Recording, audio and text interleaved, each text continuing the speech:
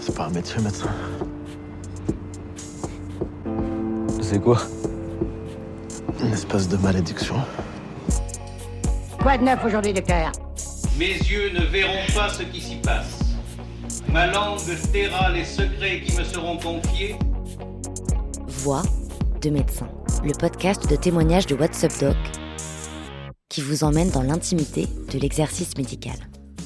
En psy, on est obligé de faire certains bilans bio et certaines imageries cérébrales. Mais sinon, le scanner, c'est nous, c'est nos yeux, c'est nos oreilles. Et à nous de déchiffrer quel est le symptôme qui se cache derrière cet acte du quotidien. Odile Amiot est psychiatre depuis 13 ans en région parisienne. Elle exerce désormais au CMP de Boulogne-Billancourt, où nous l'avons rencontrée. Bonjour, j'ai rendez-vous avec le docteur Amiot. Avec moi. Ah bah, c'est moi. Pour parler bien du rapport au corps, de l'équilibre vie pro, vie perso, et de patients qui vont bien. J'ai aucun médecin dans la famille, donc c'était pas une vocation. Enfant, je me suis jamais dit que j'allais faire médecine. J'avais un profil plutôt scientifique scolairement, mais je pense que je me doutais que je me tournerais vers les métiers du soin à la personne. J'ai choisi une fac de médecine où la science humaine avait un coef important. La faculté de Bichat à Paris. Et puis j'ai suivi le cursus de manière assez linéaire, ne sachant pas trop encore vers quelle discipline j'avais envie de me tourner. Je suis passée en stage de psychiatrie en tant qu'externe à l'hôpital Bichat, dans le service du professeur Lejoyeux. Ça a été une vraie découverte. Et je me souviens très bien qu'à la fin de mon externat, il m'a demandé « Alors, est-ce que tu vas te tourner vers la psychiatrie ?» Et je dis « Bah non, parce que c'est super, c'est absolument incroyable ce que vous faites, mais on ne guérit pas les gens. » Je croyais encore à ce moment-là que les médecins guérissaient vraiment leurs patients. Puis après, je suis passée dans d'autres stages. Je suis passée en diabétologie. J'étais obligée de constater qu'on ne guérissait pas non plus les gens en diabétologie. Je suis passée dans un service de greffé pulmonaire. Je suis passée dans plein de services. Et donc, j'ai vraiment réalisé qu'en fait, travailler à l'hôpital public, c'était plus accompagner les gens que les guérir à proprement parler. Et donc, au moment de l'internat, quand il a fallu faire un choix, j'ai réfléchi à dans quel stage je m'étais sentie utile, dans quel stage je me voyais vraiment faire un parcours auprès des patients. Et là, la psychiatrie a évidemment trouvé sa place. Et puis, sans se mentir aussi, l'internat de psychiatrie est un internat aussi plutôt agréable quand on voit aussi certains internats comme la pédiatrie, l'obstétrique, la chirurgie qui peuvent être extrêmement prenants avec énormément de garde et des horaires très très lourds. C'était aussi un moment de ma vie où dans ma vie personnelle j'avais envie d'accomplir d'autres choses et de ne pas me sentir complètement submergée par un internat trop lourd à tenir. Bon, comment allez-vous? J'ai dormi un petit peu. Ouais. J'ai les enfants qui sont toujours malades. Donc les nuits et les journées sont très agitées. Alors pourquoi vous dormez pas du tout? C'est les petits qui pleurent ou c'est vous qui... En fait, c'est toujours les mêmes angoisses. Ouais. Vous le prenez le somnifère ou pas? Oui. Parce que comment ça se passe en pratique? Parce que les enfants, vous êtes tous dans un studio, donc oui. Il n'y a que des matelas au sol. Il y a 3 matelas au sol. Voilà. Donc les filles, elles se couchent vers quelle heure? Je les couche. J'imagine que vous éteignez... Oui, vous éteignez éteignez tous en même temps. Donc tout le monde se couche à quelle heure? 20h, 20h30 gros maximum. D'accord, donc vous aussi? Non. Vous faites comment? Je suis assise, je berce le bébé. Ouais. Et le petit, celui de 3 ans, est à côté de moi. Et mes 2 filles sont sur un matelas. C'est quoi? C'est des difficultés à s'endormir? Ou c'est des réveils au milieu de la nuit et là, après, on n'arrive plus à s'endormir? C'est les deux. La psychiatrie est une discipline particulièrement vaste, de par l'âge de nos patients, c'est-à-dire on peut spécialiser en pédopsychiatrie, comme on peut spécialiser en psychiatrie du sujet âgé. Je pense que c'est important de se rappeler qu'on est médecin, c'est quand même une pathologie d'organes, il s'agit du cerveau qui est quand même l'organe le plus complexe du corps humain, donc il y a tout un côté recherche qui existe en psychiatrie, qui est souvent oublié, et on a aussi une discipline qui est extrêmement clinique, donc avec une sémiologie très riche. Je pense que c'est une discipline effectivement où chacun peut y trouver un peu son compte. On est dans l'aide à l'autre, dans l'accompagnement, on est dans une posture de médecin où on a une expertise médicale, on a des prises en charge médicamenteuses et en plus de ça, on peut avoir un bagage psychothérapique humain extrêmement riche et important. Comment ça se passe avec monsieur? Il continue de venir de temps en temps Oui. Il passe prendre la douche? Oui. Donc il passe tous les jours? Vous le voyez quand même tous les jours? Non, je le croise. Vous descendez? Oui, non, je ne veux pas discuter. Vous descendez quand il vient? D'accord. Non, c'est... Et donc il n'y a plus eu de violence? Non, plus du tout. Du coup, il dort pas au domicile. Donc, après, pour la douche, je peux pas lui dire de pas rentrer, quoi. Donc, quand il rentre, moi, je sors. Comme ça évite que je me fasse encore mal insulter, maltraiter. Moi, je peux rien sur votre situation sociale. Hein. Oui, Ça, on a fait tout ce qu'on pouvait comme courrier, comme demande d'aide, Oui, je sais, merci. pour les gardes d'enfants, pour le logement. Mais par contre, ce qu'on peut, c'est éviter que vous soyez tout le temps isolé, tout le temps seul à la maison. Et puis rencontrer des gens, parler, passer aussi des moments agréables. Alléger un peu le quotidien. Et vous savez que c'est possible de faire plus d'activités au rez-de-chaussée. Il y a quand même le CATTP. CATTP, c'est le centre d'activité à temps partiel. D'accord. Donc vous pouvez venir ponctuellement, vous engager par exemple une activité dans la semaine, et ça permet de ne pas être isolé tout le temps, de sortir de chez vous, de voir d'autres personnes, et d'avoir une activité qui... Groupe. Bah oui, je sais, mais peut-être on y arrivera à force d'être en groupe. Et finalement, par rapport à d'autres disciplines somatiques où il y a énormément d'examens complémentaires, biologiques, d'imagerie, d'échographie, je ne dis pas qu'il n'y en a pas. Hein. Si, on est obligé de faire certains bilans bio et certaines imageries cérébrales, hein, surtout au moment du premier épisode. Mais sinon, le scanner, c'est nous, c'est nos yeux, c'est nos oreilles. C'est à nous d'aller explorer et de chercher à travers nos questions, nos interrogatoires, comment comprendre un peu le tableau complet du patient. Il faut aussi savoir déchiffrer dans le discours un peu banal, ordinaire de nos patients qui, eux, ont envie de nous raconter leur vie. Ils n'ont pas envie de nous apporter des mots-clés, hein. Ils ont envie de nous raconter leur quotidien. Et à nous de déchiffrer quel est le symptôme qui se cache derrière cet acte du quotidien. Ça rend l'écoute très active et très fine, en fait. Bon, mais moi, je ne veux pas vous assommer de drogue, ne serait-ce que parce que vous avez le bébé à prendre en charge. Hein. Je ne peux pas me permettre de vous mettre dans un sommeil trop profond s'il y a les petits loups à côté. Si vous arrivez à vous endormir spontanément, c'est mieux de le faire sans l'Imovan. Sachant qu'on a l'antidépresseur qui, lui, joue sur le moral et sur le fond anxieux. Et après, on va travailler pour voir qu'est-ce qu'on peut mettre en place contre les états de stress aigus. Bon, sachant que j'ai bien entendu qu'il ne fallait pas que ce soit du groupe pour l'instant. Je suis pas à l'aise. En fait, c'est moi. Ben, bien sûr. Et puis j'ai envie de dire, bon, il y a le trouble anxio-dépressif là, mais il y a quand même eu 2 grossesses consécutives là. Donc le rapport au corps, il a aussi été un petit peu changé. Il faut vous retrouviez vous aussi dans votre corps. Ah oui, parce que je suis pas dessus. Ouais. Bon. Merci. Je vous donne ça. Merci. Prenez soin de vous. Merci beaucoup.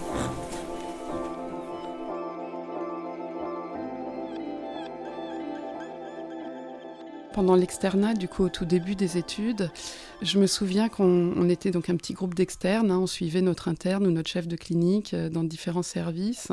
Il nous montrait un peu comment examiner les patients. Moi, je me souviens avoir ressenti le côté un peu intrusif, de débarquer comme ça à 4-5 dans la pièce de quelqu'un qui était quand même fatigué ou algique, ou enfin bon voilà, pour effectivement regarder comment notre chef pouvait le palper, le sculpter. Alors bien sûr, c'est indispensable. Je veux dire, on ne peut pas devenir médecin sans soi-même expérimenter ces choses-là. Et quelque part, les patients, on leur explique, et ils le savent, quand on est dans un hôpital universitaire, il va y avoir des étudiants. Et puis après, on voit des choses quand même qui peuvent aussi être choquantes. En passant dermato, on peut voir des lésions cutanées très marquantes. C'est un rapport qui bouleverse, en fait. Hein. C'est le corps de l'autre. Moi, j'étais très, très prise par la question de la douleur chez l'autre. Quand on a des gestes techniques à apprendre, faire une ponction d'acide, une ponction lombaire, donc on doit réussir, c'est un enjeu pour le patient. Je veux dire, je manquais terriblement de confiance, donc je me mettais d'autant plus la pression, quoi. C'est celle qui m'a sorti. C'est le modèle biopsychosocial. Donc Édouard, c'est ce patient atteint de schizophrénie, qui est artiste peintre par ailleurs, qui souffre donc d'une schizophrénie assez symptomatique et sévère, et d'un TDAH, mais dont on pense que nous, il est plutôt dans l'abus de substances de Concerta. Et l'addiction multiple. Alors c'est un ancien toxicomane, sevré, effectivement substitué et tout, donc effectivement il a un profil très addictif de base. Je pense que j'étais très lucide sur ce que je pouvais ou pouvais pas faire, et en même temps d'autres collègues de promo qui étaient très lucides sur le fait qu'ils pouvaient ne pas aimer être en salle, discuter avec les patients, qu'eux ils avaient envie d'être dans le geste. Donc je crois que j'ai eu la chance d'avoir des camarades de promo avec qui on a fait plein d'échanges, où je faisais les observations d'entrée complètes, les antécédents, et ils faisaient la ponction lombaire, alors en tout cas pour le bloc c'était certain. Moi j'ai sali trop de tenues stériles, je n'étais plus bienvenue au bloc, mais je faisais le bonheur de mon collègue qui, lui, adorait aller au bloc et qui y a passé des heures. Donc, moi, j'ai passé des super années de médecine. Enfin, j'ai adoré mes études. Bien sûr que le concours de P1, c'est un moment plus que studieux, la préparation de l'internat aussi, mais je trouve qu'il y a une ambiance, une confraternalité. Enfin, voilà, c'était des super années fac. Je pense qu'on a aussi tous compté là-dessus pour trouver notre voie. Il a très hâte de me voir parce qu'il va me réclamer du baclofen. Oui. Oh oui. Donc je vais me garder ça pour la fin de la consulte parce que c'est ma seule marge de négociation, que je ne manie pas très bien le baclofen. Je suis pas du tout expert. C'est une cata quand ça s'arrête, quand c'est arrêté brutalement. Ils sont régulièrement en réa. Il en a déjà pris, je crois, du baclofen. Oui, il en a déjà eu. Il a été suivi au XAPA pendant des années. Il a commencé son parcours de schizophrénie avec surtout un parcours de polyaddiction. Tu vois pas du tout le sens du baclofen. Surtout, il faut augmenter le cocktail. Ça demande. Il n'a parlé que de ça quand on a été le voir à domicile. Je pense que c'est un point d'appui pour changer le reste, surtout. Il a en plus, le baclofen, pour que ça ait une efficacité, il faut des doses importantes, un nombre de comprimés assez conséquent. C'est des dizaines. Alors, moi, mon il y a idée, quand même c'est des de le risques raccrocher au d'oxydation XAPA pour aussi, ça. Lui avec dire le que moi, je ne sais baclofen, pas manier le baclofen et que ça, c'est le boulot du XAPA, de la dictologue. Absolument. C'est sûr, ça serait top. Mais il n'aura pas de place. Absolument. Oh, Bah, peut-être un XAPA dans Paris qui... Attends, en tout cas pas sur Boulogne. Tu peux pas lui vendre un dosage quand même avant d'introduire tout ça. Que quelqu'un l'emmène Le dosage de la clozapine, Bah ouais. pour savoir combien il en prend pour de vrai. Alors, Alors, dans les services de psychiatrie, on a peu d'examens cliniques. Je dirais pas qu'on n'en a pas. Il y a quand même une grande règle en psychiatrie, c'est que ce n'est pas psychiatrique tant qu'on n'a pas éliminé une cause somatique. Donc, on ne peut pas oublier tout ce qu'on a appris en somatique. Après, moi, dans ma place aujourd'hui en consultation, dans un CMP, je ne touche très peu mes patients, encore plus depuis le Covid où on ne serre plus trop la main. Donc vraiment un rapport au corps qui est distancié. Maintenant, ça ne veut pas dire que je ne les regarde pas. À nous, Edouard.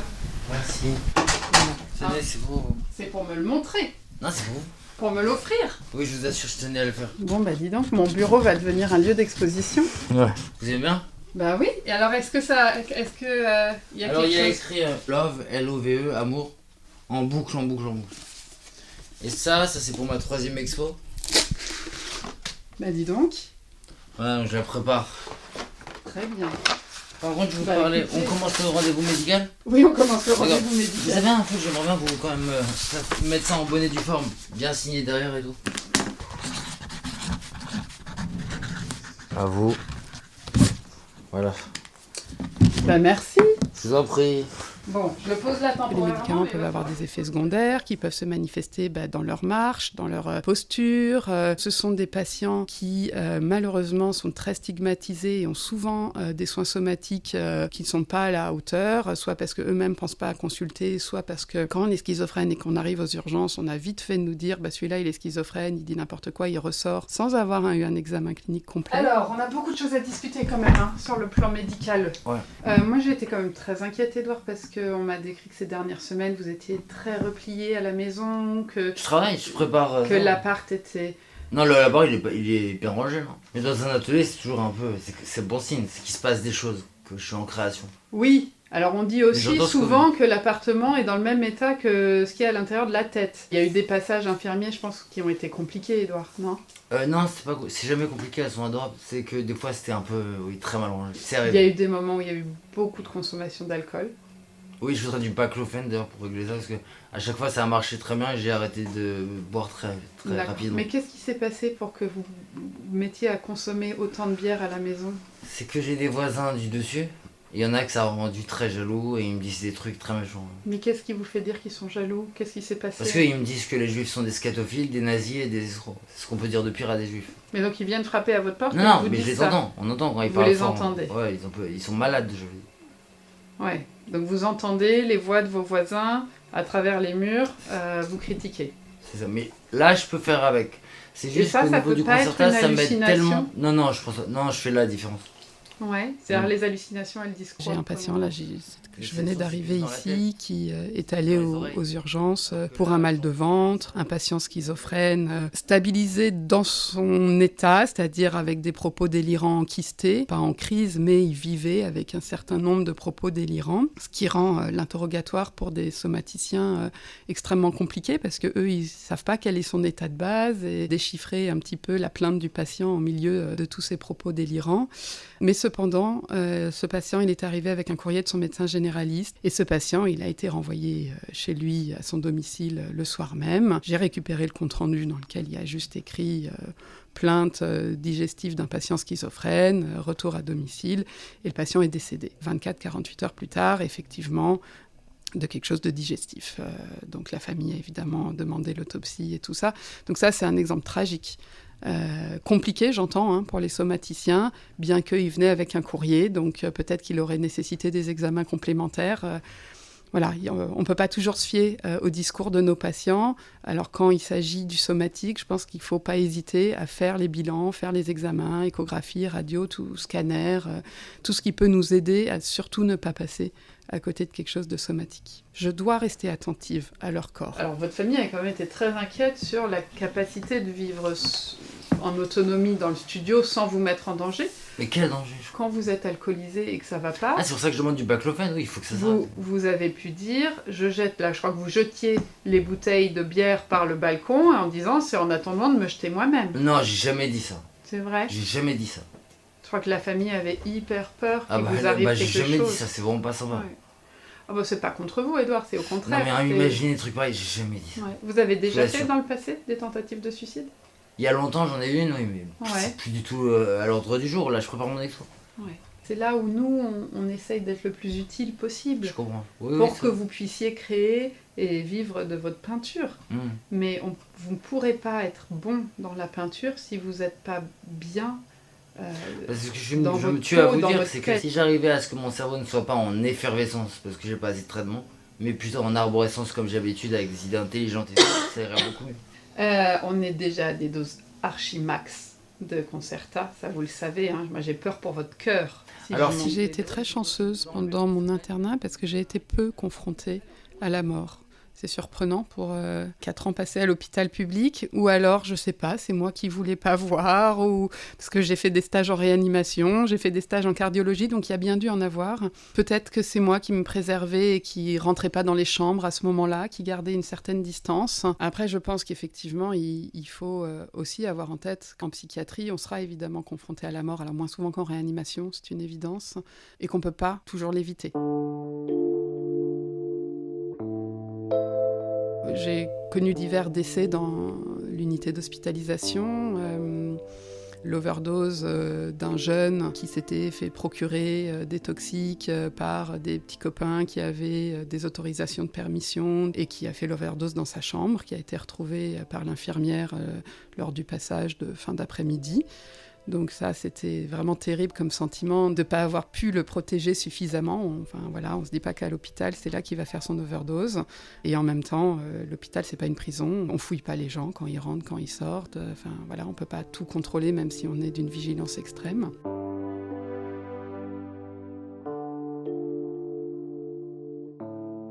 Et je me souviens particulièrement du cas d'un suicide d'un patient qui effectivement présentait un état dépressif sévère, qu'on suivait à plusieurs pour qu'il soit vu de manière régulière.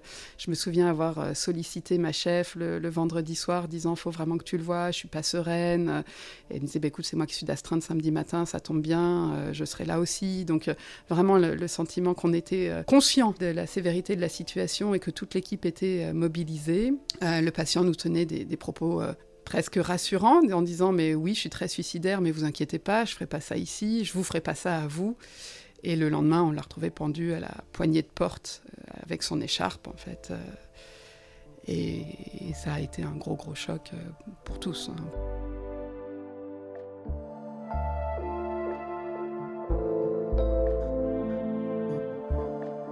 Forcément, on se demande si on a tout fait, si on aurait pu faire plus, si...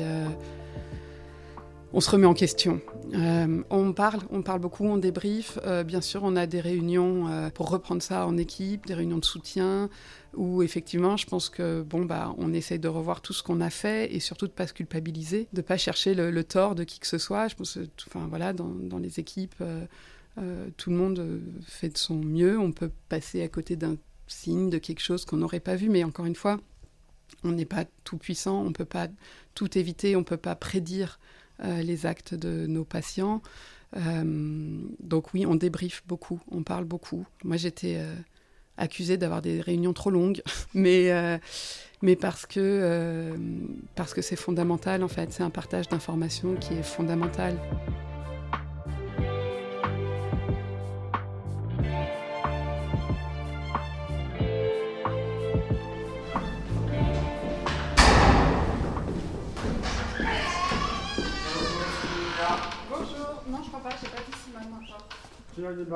Moi, j'ai travaillé 10 ans en unité d'hospitalisation avant de décider de faire un virage 100% consultation.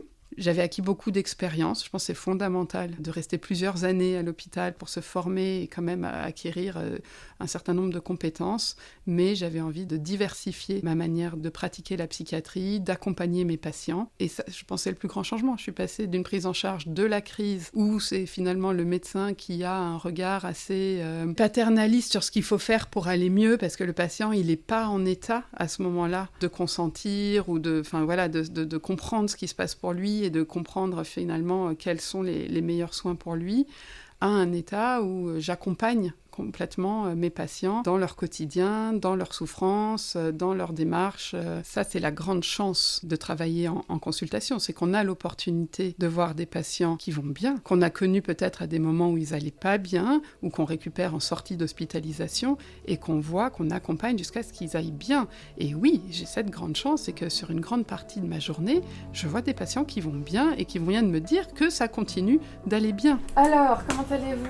Ça va. Ouais, ça va là. Donc l'arrêt du traitement se passe bien. Ça va pour le moment, je vous dis ça chaque fois, pour le moment, ça va. Pour le moment, voilà, ça va, finalement, ça va faire 3 ans qu'on se connaît et que vous avez des semaines bien remplies maintenant. Ouais, je suis contente. On ne peut plus du tout parler d'isolement, là, vous sortez quasiment tous les jours. Ah oui, je sors tous les jours, tout à fait. D'accord, comment va la famille, vous avez des nouvelles ? Ça va, en Israël, ça va. Ils viennent en avril. Voilà. Je vous laisse mettre votre adresse et tout. J'ai eu ma fille qui m'a dit qu'elle viendrait sur Paris au moment des vacances de Pâques et qu'on essaierait de se revoir avec mes petits-enfants. Ça fait 10 ans que c'est pas vu. Donc je suis très contente. Bon. Et un peu angoissée en même temps, quoi.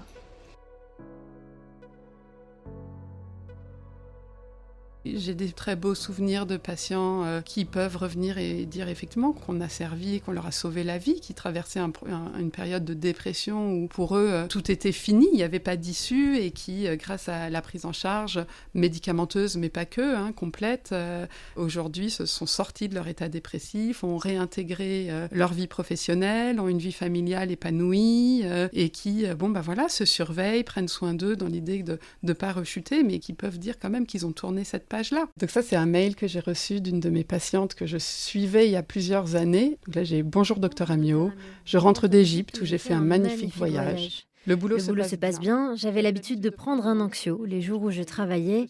Je suis en train d'y remédier en n'en prenant pas de temps en temps.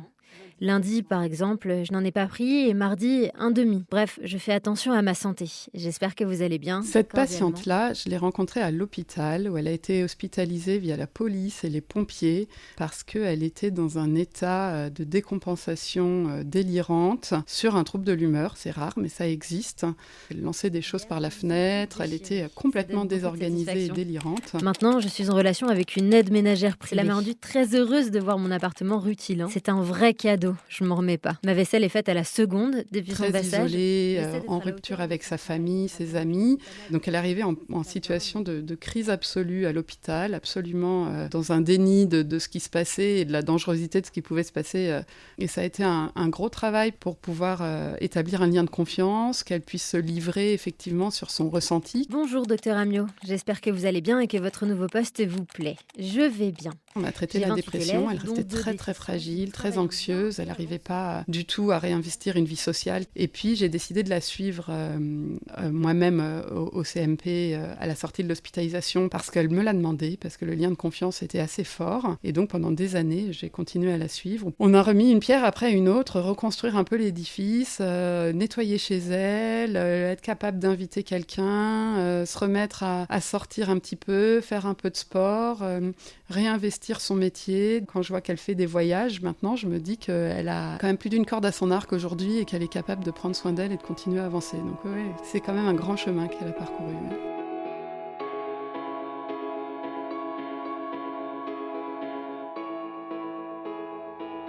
C'est une discipline qui touche beaucoup et il faut être prudent, d'avoir des espaces personnels, prendre de la distance, prendre du temps pour soi, pour débriefer à l'hôpital, avec les collègues, ça me semble important. J'ai organisé mon temps pour travailler parfois sur des grosses journées, c'est-à-dire 2 fois par semaine, je termine à 20h. Mais par contre, le mercredi, je suis plus sur les tâches administratives, en télétravail à la maison. C'est une organisation qui me permet de croiser un petit peu plus souvent mes enfants. On a la chance quand même à l'hôpital public d'avoir un certain nombre de jours de congés et je pense que c'est primordial de les prendre, même si aujourd'hui c'est difficile de pouvoir sortir des services. On est quand même dans une crise hospitalière que moi je n'ai jamais connue, la psychiatrie encore plus. La question de l'attractivité, de la fidélisation des soignants en psychiatrie, c'est une vraie préoccupation. On tourne à entre 30 et 50% de postes vacants. Donc, ce qui veut dire que ceux qui sont là sont réellement épuisés. Moi, je dis beaucoup, il faut prendre soin des soignants qui prennent soin des gens, parce que sinon, notre système va s'effondrer. Si je parlais aujourd'hui à la jeune médecin que j'étais, je crois que je dirais qu'elle ne va pas s'ennuyer. Qu'elle va avoir des vertes et des pas mûres, mais qu'elle va quand même prendre beaucoup de plaisir dans cette discipline, rencontrer des gens incroyables. On travaille avec des soignants engagés qui donnent de leur personne, qui donnent de leurs émotions et le chemin n'est pas toujours facile. On a des périodes de doute, de stress, d'épuisement. On a des vraies périodes d'épuisement, mais on fait des rencontres incroyables, devant et derrière le bureau. Voix de médecin est un podcast de WhatsApp Doc disponible 1 fois par mois partout où vous écoutez des podcasts. Si vous avez aimé l'épisode, partagez-le à vos proches et mettez-nous des étoiles. Le tournage, l'écriture et la réalisation ont été assurés par Margot Kefelec. Le directeur de la publication, c'est Mathieu Durand, la rédactrice en chef Alice Deschenaux et le rédacteur en chef adjoint Luc Angevert. Le générique est composé d'extraits du film Hippocrate réalisé par Thomas Lilti, du dessin animé Bugs Bunny et d'une archive de l'INA. À très vite.